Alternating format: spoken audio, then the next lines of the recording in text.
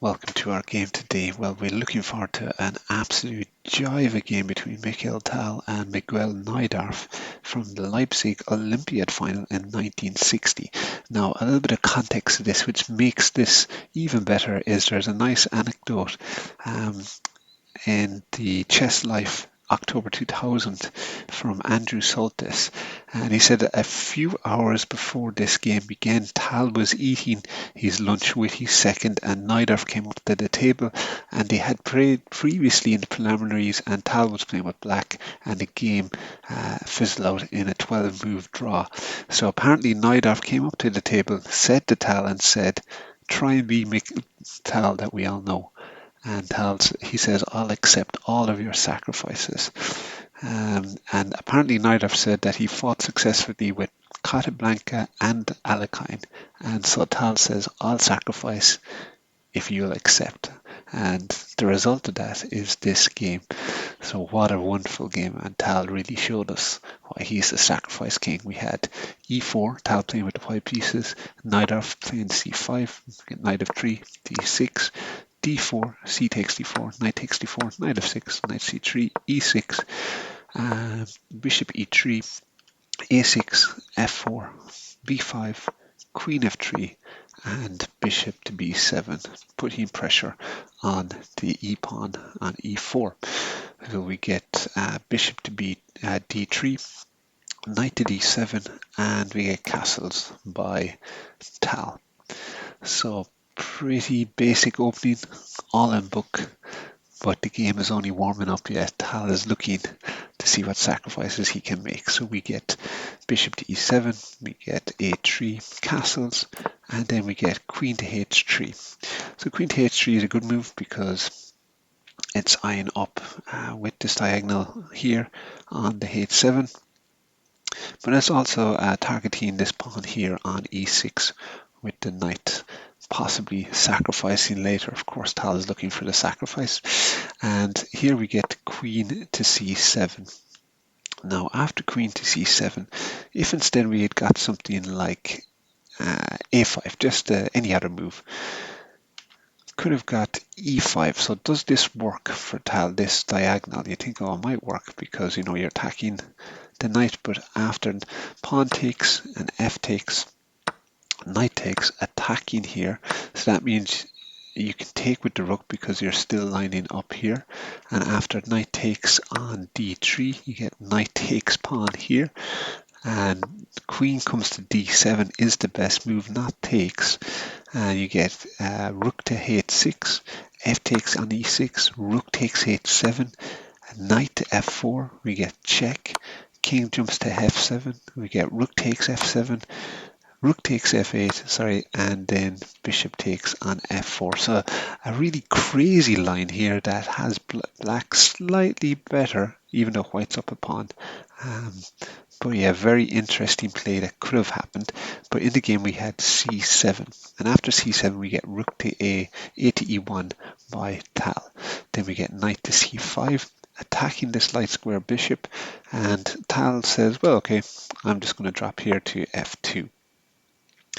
And in the game, instead of taking the light square bishop, Najdorf decides first of all to go to d5. Now d5 opens up a can of worms in this game because you get e takes d5. Now after e takes d5,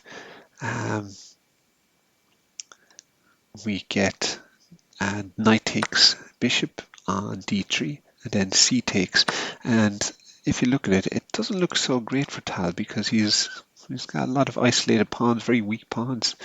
So what would you do here? How would you take this pawn here? Would you play knight to d5? Well, knight to d5 would be a disastrous move because there's a brilliant move here that would be very Tal-esque, which he was obviously hoping to play, and that would be knight to e6, brilliant move, forking the queen and the rook, meaning that really you've got to take, and after you take with the pawn, you get queen takes pawn with a check, king has to go to h8, and then after knight takes d5 and bishop takes d5, you have your choice of bishops to go for, so you could have gone, probably taking e7 would be the best one.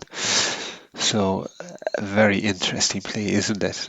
So because of this, we see in the game Najdorf, he takes with the bishop. So he goes bishop d5, and then after knight d5, again, you can't take here because it opens up this wonderful sequence of play where you check, and in this you get the winning the knight, attacking the rook, meaning this pawn is safe from being taken for now. So yeah, very interesting. And Tal here is in his element. You can see it on the board, can't you? So we get pawn takes, and then we get knight to f5, attacking the bishop here. So we get bishop to c5, and then we get d4. Great move, blocking off the trade of the bishops. So after that, we get bishop to a7, and then we get bishop to h4. Now, the idea of bishop to h4 is, of course, if you did just again a weighty move, what happens? Well, it's all over. After you take the knight, take back with your pawn, it's check and mate. So this ID is the ID that Tal is playing for. Obviously, Najdorf is a world-class player. He's not going to fall for it, but this is the ID of this mating pattern here. So we get knight to e4. So what's the move that Tal plays here? Can you find it? It's a brilliant move. So yet another sacrifice by Tal, and it is rook to e4. Brilliant move. Why is it a brilliant move? Because it follows up with another brilliant move. So after you take back with the pawn, remember the pattern that he was looking for? There we go. Bishop to f6. You can't take because you set up the mate. Brilliant, brilliant stuff by Tal. And you can also, you think, well, maybe I can play g6, but if you play g6, then you get to play one of the most beautiful mates that you can look for, the bishop and knight mate. Wonderful stuff. So in the game, Najdorf has to go to queen to b6, which is the best move to play. Here we get Tal plays bishop to g7, and after rook to f8 we get bishop to e5, and then we have Najdorf goes and the queen to g6, and after we get knight to h6 check, king to f8 and f5 by Tal, Najdorf resigns and probably regrets that he tried to goad Tal into playing his sacrificial normal type game because he got blown off of the board. Now the computer has this at plus 2.3 for white, but it is an extremely complex position that Najdorf would have to play near perfect chess to try and stay in the game.